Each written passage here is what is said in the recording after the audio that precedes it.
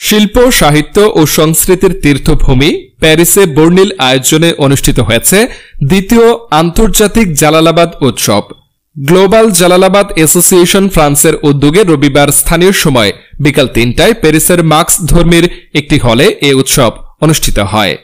আলোচনা সভা, seminar, symposium, সাংস্কৃতিক অনুষ্ঠান নিয়েছিল উৎসবের বিভিন্ন পর্ব।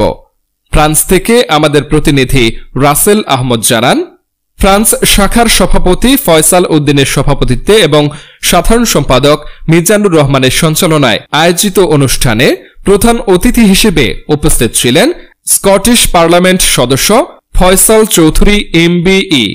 অনুষ্ঠানে বিশেষ অতিথি হিসেবে উপস্থিত ছিলেন সাবেক উপদেষ্টা প্রফেসর ড Sufia Rahman, London borough of Tower Hamlets কাউন্সিলের স্পিকার ব্যারিস্টার সাইফুদ্দিন খালেদ, ব্যবসায়ী Iqbal Ahmed MBA, channel S chairman Ahmedus Samad Chowdhury JP, global জালালাবাদের কেন্দ্রীয় সভাপতি মুহিবুর রহমান মুহিব, সেক্রেটারি ময়নুল হক চৌধুরী, বাংলাদেশ ক্যাটারার্স অ্যাসোসিয়েশনের সিনিয়র সহসভাপতি মোহাম্মদ ফয়জুল হক প্রমুখ।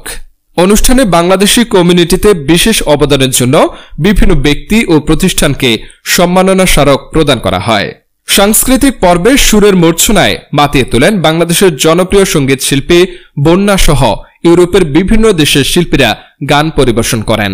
এছাড়াও যুক্তরাজ্য, যুক্তরাষ্ট্র, ইতালি, স্পেন, ফ্রান্স ও বাংলাদেশ থেকে বিপুল সংখ্যক সিলেটি তথা জালালাবাদবাসী এই উৎসবে অংশগ্রহণ করে।